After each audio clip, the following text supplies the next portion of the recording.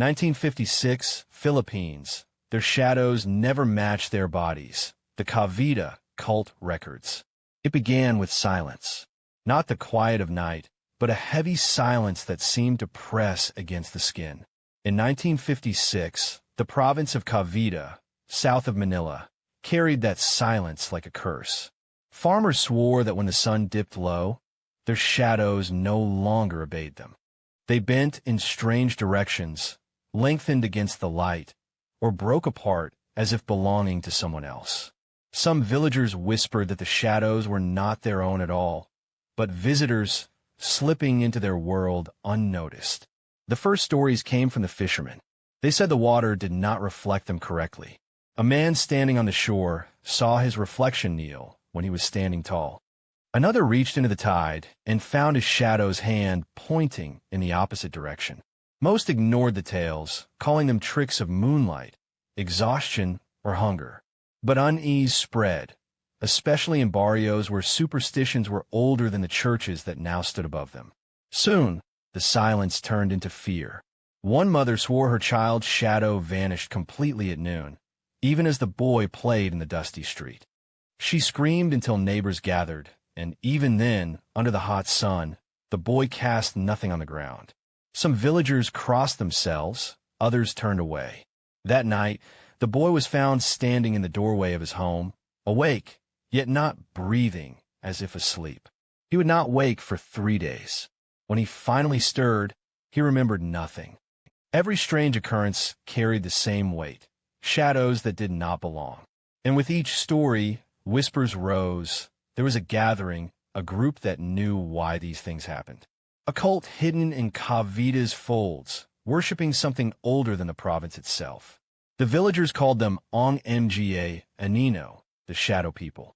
At first, they were thought to be ordinary neighbors, the kind you passed without a second glance. But suspicion grew when certain families never spoke of the strange happenings. Their children did not play at dusk. Their doors were locked before sundown. They left offerings of rice and chicken bones beneath the mango trees, never explaining why. The old folks said the cult had been here longer than any Spanish friar or American soldier. They claimed the rituals had been passed down through whispers, hidden in lullabies, marked in the way shadows stretched across the rice fields. Some nights, fires flickered deep among the trees. Shapes danced around them. Their shadows, villagers said, did not match their movements. Some bent backward when they leaned forward. Others seemed to belong to strangers not present at all. Fear tightened its grip on Cavite. Parents warned children not to stray near the riverbanks at dusk. Farmers packed their tools earlier, no longer working in a twilight. But still the shadows came. Still, they stretched unnaturally across doorways and dirt roads, crawling toward homes. Then came the first disappearance. A young man, barely 20, left his house after sundown. His family thought nothing of it. He often returned late. But the next morning, his mother found his sandals outside the door, caked with mud. His body was gone. Only his shadow remained, burned black into the wooden floorboards of their home. The cult's name spread in hushed voices. And always, the same warning followed. Once the shadows arrive, they never leave. The province was no longer safe. Cavite had become a place where bodies and shadows did not agree. A place where the silence grew heavier with every nightfall.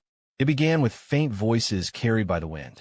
Farmers working late in the fields swore they heard chants slipping between the rustle of the mango trees. The words were low, guttural, and strange, nothing like the prayers taught in church, nothing like the folk song sung during harvest. They were words that felt older, heavier, as if each syllable weighed on the chest. At first, people dismissed it as trickery of the night, but the whispers grew bolder. One night, a farmer resting beneath the branches claimed the voices came from inside the tree itself. He pressed his ear to the bark and swore he heard children crying, muffled and distant, like echoes from underground. He never returned to that grove again. The mango groves had always been a gathering place for the town, where lovers met in secret, where children played tag, where the elders sat to escape the heat. But by 1956, The trees stood abandoned. Their shadows stretched longer than the sun allowed, their roots curling like blackened fingers over the soil. It was said that at dusk, the cult began their meetings here, cloaked in silence, hidden from all eyes but the mango leaves above. Rumors painted them as neighbors, priests, even teachers who lived double lives. By day they smiled, by night they gathered in circles of firelight. Villagers said they worshipped not God nor saint, but the darkness itself, the unyielding presence that lived in the spaces where light could not reach. Children swore they saw people walking in the groves at midnight, carrying candles that flickered blue instead of gold. Their faces were hidden, but their shadows betrayed them. Some shadows bent into the trees, as if eager to climb. Others stretched to the ground, writhing like snakes. Then came the strange offerings. At sunrise, villagers found bowls of rice, cracked eggs, and small animal bones scattered beneath the trees. Once, a white cloth was discovered pinned to a trunk, stained with what looked like blood. The air around it stank of iron and smoke. No one dared touch it. The whispers reached the church soon enough. Father Santiago, the parish priest, warned his congregation that these gatherings were the devil's work. He preached fire and punishment, urging his people to resist. But the fear was stronger than his words. Few dared challenge the cult, for those who asked too many questions soon vanished, or worse, returned different. One woman remembered it clearly. She was walking home with her daughter when they passed the grove at twilight. The child stopped suddenly and whispered, "Mama, why are there so many feet under the trees?" The mother froze.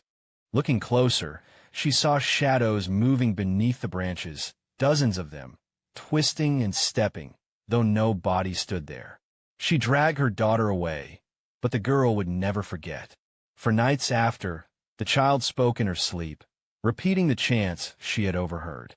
Her voice deepened, unnatural, echoing words her small mouth should never have known. Neighbors began locking their doors earlier, praying louder, keeping crosses and rosaries close. Yet still, the whispers bled through the walls at night, faint but undeniable. They came like a reminder. The cult was always near. The mango groves stood like guardians of something unspeakable. The villagers no longer saw them as trees, but as doors into a world where shadows and bodies could no longer be trusted to stay together. And still, no one dared step inside to see who truly gathered there. It began as a rumor in the schoolyard. Children whispered that some of their classmates had no shadows at all. At first, the teachers dismissed it as childish teasing, a cruel game of pointing and laughing.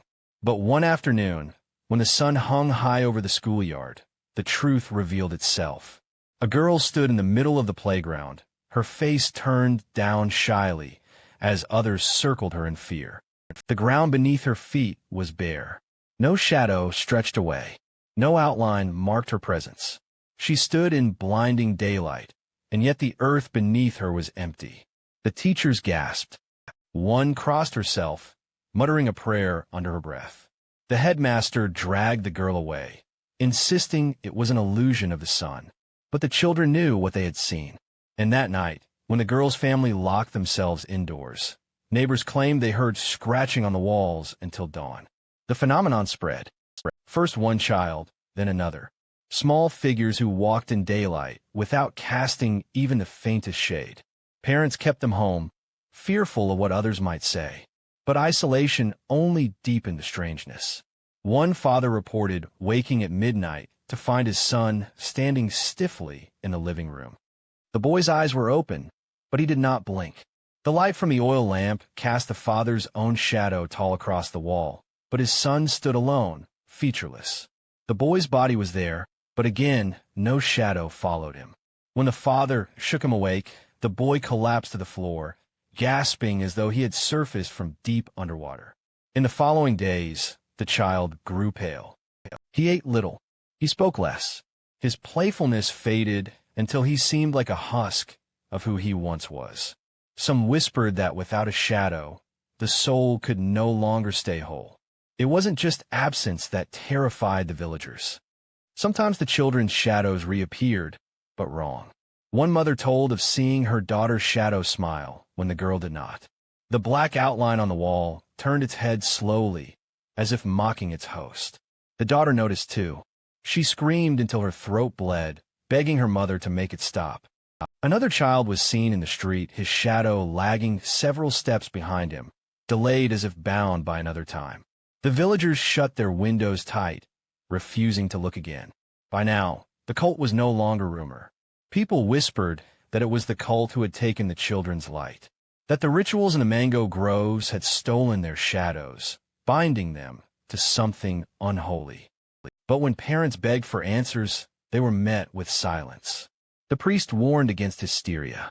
The town officials denied anything strange. And yet, at night, the children's soft voices echoed down the streets, murmuring words that no one taught them. One evening, a mother walked into her daughter's room to find her standing in the corner, whispering to the wall. When asked what she was doing, the girl answered plainly, "I'm talking to the one who stands behind me." But there was no one there. Fear gripped Cavite tighter than ever. Parents held their children close, but made no difference. The shadowless children were proof of something unnatural, proof that the darkness beneath the mango trees was spreading, one small body at a time. The cult was no longer content to whisper. It had begun to take. The river was once a place of life. Fishermen cast their nets at dawn, women washed clothes along the banks, and children laughed as they splashed in the shallows. But in 1956, the river in Cavite became a place no one dared to touch. Its waters carried secrets. Its banks carried whispers. It began with footprints. Villagers found trails of bare feet pressed into the mud at midnight, circling the river in perfect, unbroken rings. No one admitted to walking there, yet the marks returned every morning. Some claimed they belonged to the cult, evidence of gatherings held beneath the cloak of night. One fisherman swore he saw it with his own eyes. Returning late from the bay, he froze when he spotted fires glowing along the riverbank.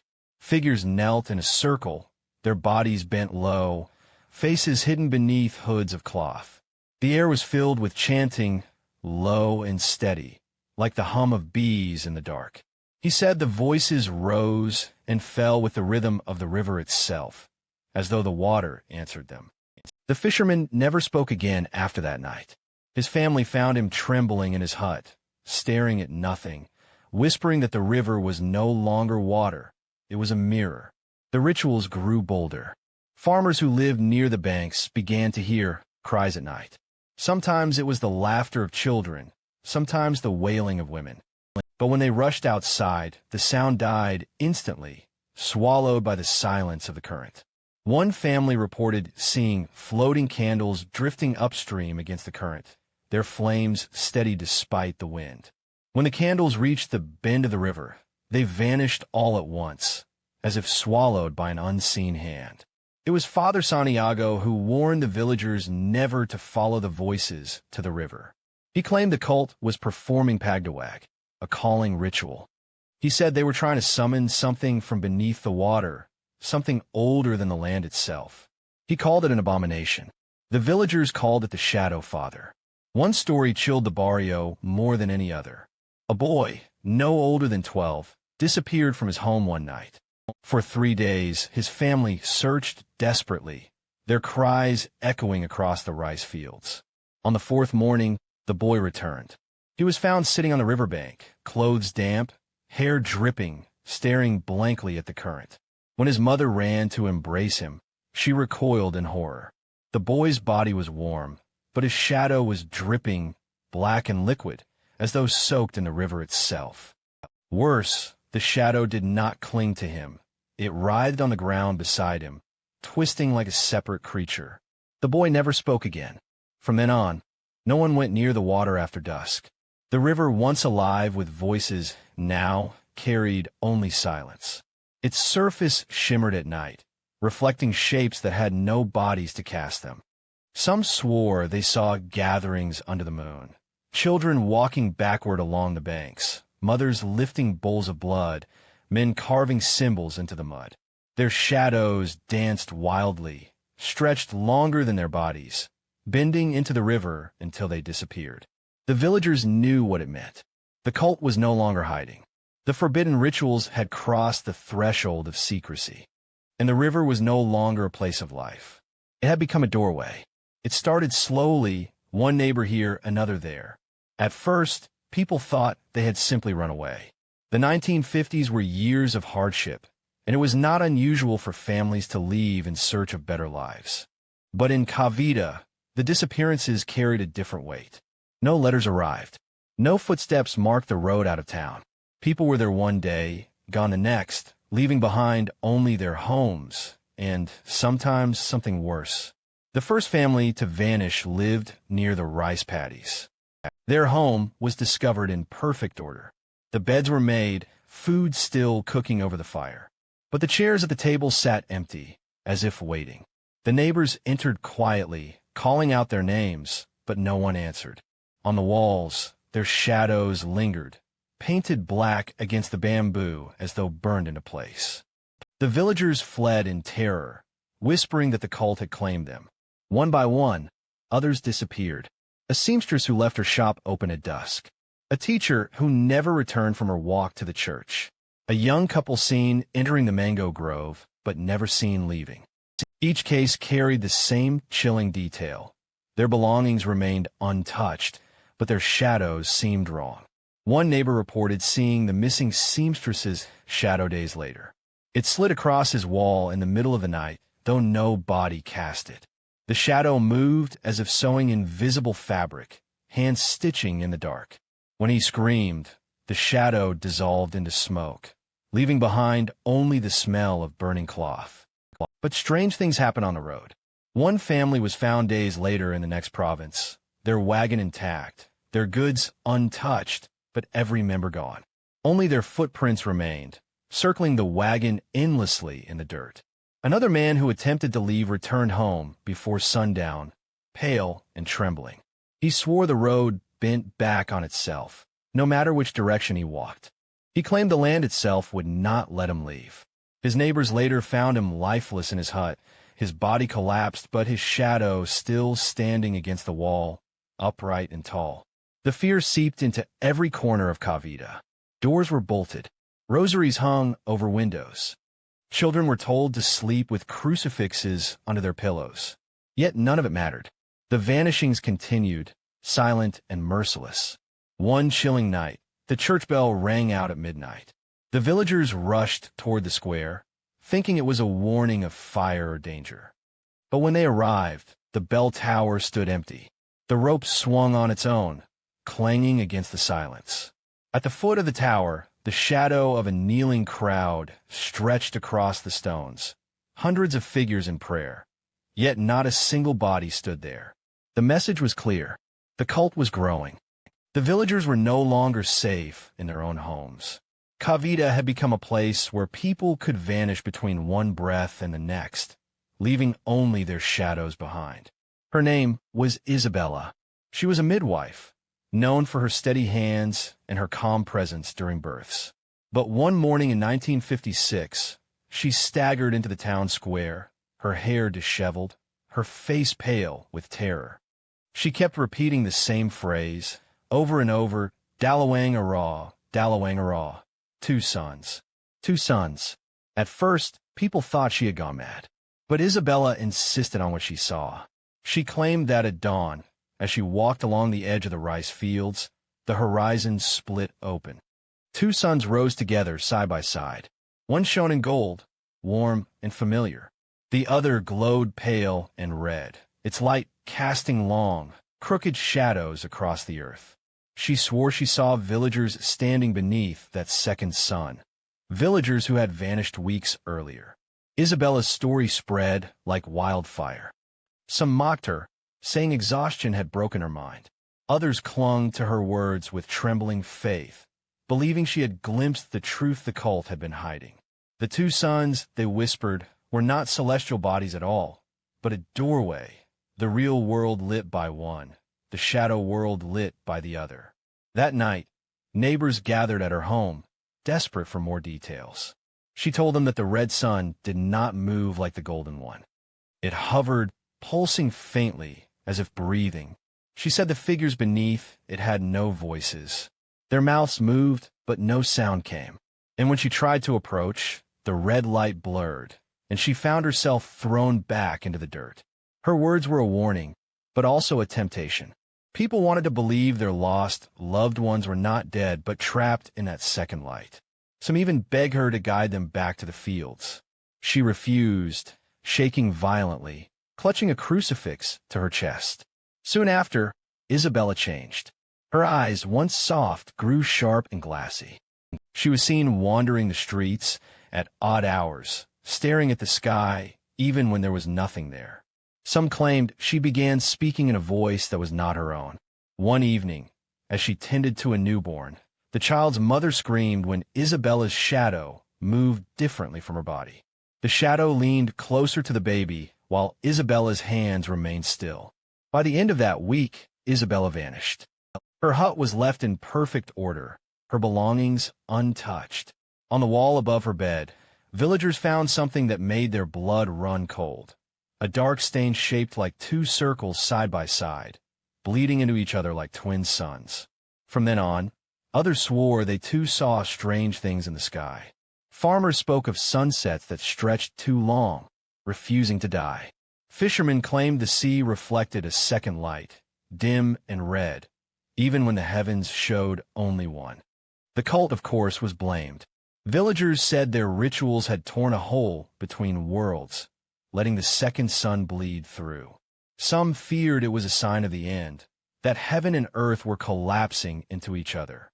Others whispered it was only the beginning, that the cult was preparing to lead Cavite into the light of the second sun forever. Isabella's warning lingered in every whispered prayer and sleepless night. Two suns rising meant two worlds colliding, and the shadow world was hungry. It was a mason who discovered them first.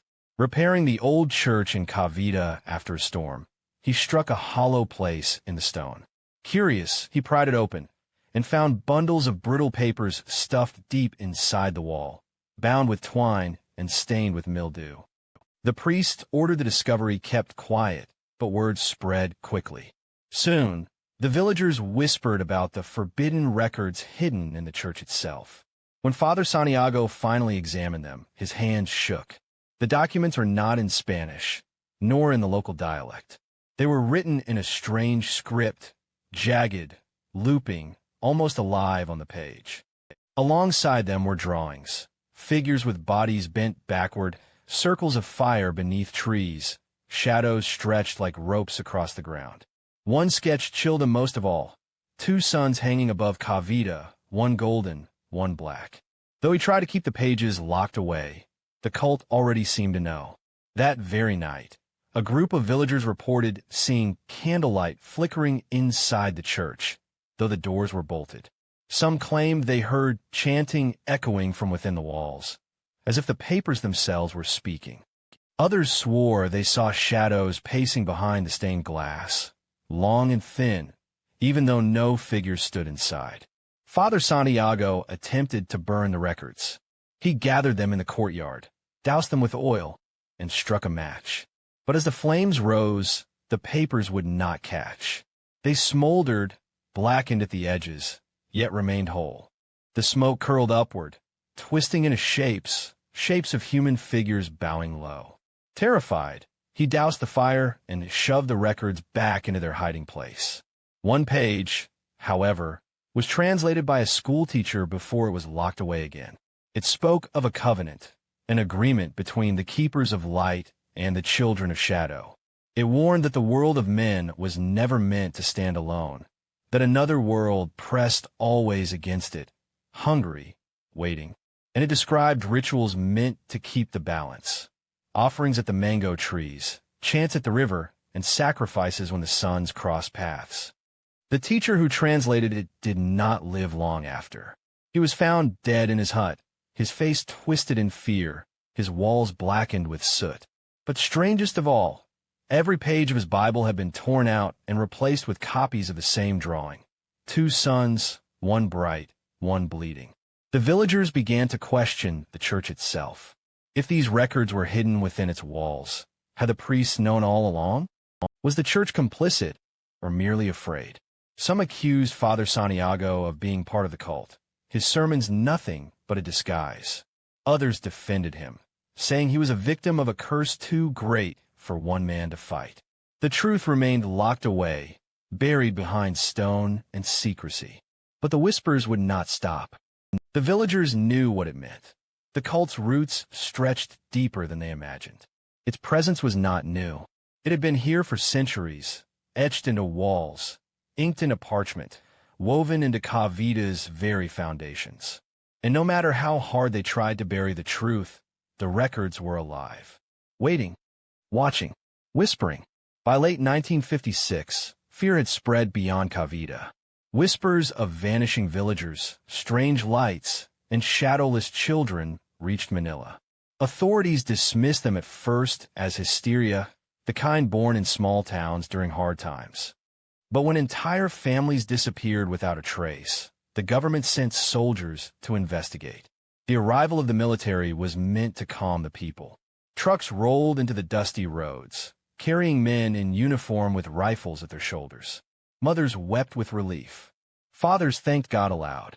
Finally, someone strong enough to fight back had come. But those who lived long enough would later say the soldiers were already too late. On their first night, the soldiers set up camp near the riverbank. They built fires, posted guards, and promised the villagers safety.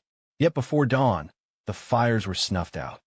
The guards were found collapsed, their rifles untouched, their eyes open but unseeing. Not one remembered what had happened. They muttered in their sleep for days afterward, repeating words no one understood. The officers dismissed it as exhaustion. They marched their men into the mango groves, determined to expose the cult once and for all. For hours, the villagers heard gunfire echo through the trees, followed by screams. Then nothing. The soldiers did not return until nightfall. When they emerged, they were not the same. Their uniforms were torn, their faces streaked with mud. Some limped, some wept, others stared blankly ahead, as if they had walked through hell itself. One man's hands shook so violently he dropped his rifle again and again. Another clutched a crucifix so tightly it cut into his skin. The commander refused to speak of what they had seen. He only ordered the camp packed at once. By dawn, the soldiers were gone, leaving Cavite exactly as they found it, unprotected, afraid, and alone. The villagers soon learned why. Days later, a farmer stumbled upon something in the fields. It was a soldier's helmet, twisted and blackened as though scorched by fire. Inside was no head, no bone, only a dark, powdery ash. More objects appeared over time. Boots filled with mud but no feet, rifles warped as though melted, rosaries tangled in knots no human hands could tie. Each item was found in a perfect circle, as though arranged with care. The cult had claimed its victory, and the soldiers had become part of their rituals. That was when hope died in Cavite. If trained men with weapons could not stand against the shadows, what chance did ordinary villagers have? One old man said it plainly. They came to fight with bullets. But this war has no bodies to shoot. From then on, no one expected help. The government stopped sending reinforcements. The church gave only hollow prayers. The people of Cavite understood the truth. They had been abandoned. The cult did not fear soldiers, nor priests, nor men. It feared nothing at all, and with no one left to challenge it, the darkness began to spread unchecked. The soldiers had not come to save Cavite. They had come to witness its end. Cavite's rice fields had always been alive with sound. The chatter of farmers, the swish of sickles cutting stalks, the songs of women carrying baskets under the sun. But after the soldiers failed, something unnatural fell upon the land. The sound stopped. It began with a strange stillness. Farmers walked out at dawn, ready to work, only to find the air thick with silence. Even the cicadas and birds held their tongues. The wind refused to move. Only the sound of footsteps crunching through the dry stalks broke the quiet, and even that seemed muffled, as though the field swallowed noise whole. The silence was so heavy that it frightened the animals. Carabaos refused to enter the paddies, trembling as if something unseen pressed against them. Dogs whimpered at the edges of the field, but would not cross. At night, the silence deepened. Families lay awake in their huts, ears straining, waiting for something, anything, to break the void. But nothing came. No crickets. No owls. Only silence. Then the shadows appeared. Long, thin figures began to stretch across the paddies at dusk, even when no body stood nearby. They moved slowly, as if searching. Some bent down to mimic the movements of workers who were no longer there. Others stood still, towering against the horizon, their heads bent at unnatural angles. One night, a farmer's wife claimed she saw her husband's shadow walking the fields hours after he had gone to bed. The next morning, the man never woke.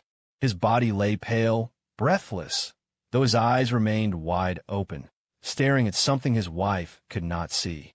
She swore his shadow never returned to his body. The rice itself began to wither. Stalks that should have turned golden remained gray and brittle. Grains rotted inside their husks. When families tried to eat from the harvest, the rice tasted like ash. Hunger spread, and with it, desperation. The priest led processions through the fields, sprinkling holy water, chanting prayers, begging God to return life to the land. But the silence mocked them. The shadows continued to grow, stretching farther and darker each night. Some believed the fields had become graveyards, that every vanished villager now lay buried beneath the paddies, feeding the soil with their absence. Others claimed the silence was a warning, that something far greater was coming, something the cult had been preparing for all along. The most terrifying moment came during the harvest moon. The villagers gathered together, praying for one last chance at a good yield. But when the moon rose, it glowed not silver, but red, flooding the fields with a sickly light. And under that light, the silence broke, not with sound, but with voices that were not human. The villagers swore they heard whispers rising from the stalks, thousands of them, speaking in unison. Some dropped to their knees, covering their ears, screaming for it to stop. Others fled, but no matter how far they ran, the whispers followed. When dawn came, the field stood empty. Not a single stalk moved, not a single bird sang. Only the memory of voices lingered, carried on a silence so deep it seemed eternal. From then on, no one dared step into the paddies. The rice fields were left to rot, stretching endlessly across Cavite like a sea of death. The silence was no longer absence. It was a presence, watching, waiting. By the end of 1956, Cavite was unrecognizable. The town that once rang with laughter and prayer now stood hollow, its streets coated in dust, its homes locked from the inside. The villagers who remained walked quickly, heads lowered, never after sundown. They knew what awaited them in the dusk, shadows that moved long after bodies had stilled. It began with glimpses. A woman drawing water from her well caught sight of herself on the stone wall. Her shadow was still pulling the rope even after she had stopped. A child running through the street noticed his reflection in the fading light sprinting ahead of him, faster, until it vanished around the corner. But the worst were the shadows of the dead. Families swore they saw loved ones long buried, standing tall against their huts, their outlines swaying gently as though alive again. Some shadows wept. Others reached for doorways, fingers stretching across bamboo like dark stains. The villagers bolted their windows tighter, but it made no difference. One evening, as the sun bled red into the horizon, the church bells tolled. No one had pulled a rope. The villagers gathered in terror, staring at the tower, when suddenly the walls themselves darkened. Dozens of shadows spilled across the stone, kneeling in prayer, their heads bowed low. Yet the courtyard was empty. Among the crowd, a child cried out, pointing at the ground. His mother's shadow was missing. She looked down and gasped. Her feet stood bare in the dust, but no outline stretched from her body. That night, she too disappeared, leaving behind only the echo of her weeping. The records had warned of this moment, the crossing of suns, the hunger of shadows. Cavite was no longer just haunted, it was consumed. Every dusk, The village became a theater of movement, shadows twisting, bending, and dancing with no bodies to anchor them. Some walked into the fields. Some slipped into the river. Others gathered at the mango groves, bowing toward an unseen light. And the people who still remained understood a truth too late. The cult had never needed to outnumber them. It had only needed to outlast them. To this day, old men in Cavite tell the same story.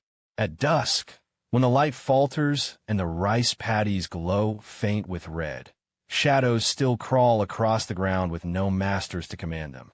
They whisper of children who walk without light, of mothers who vanish at midnight, of soldiers who never returned. The cult has no name. The records lie hidden, buried in walls that still breathe. The mango trees still stand, their roots tangled in silence. And the river still carries candles that burn against the current.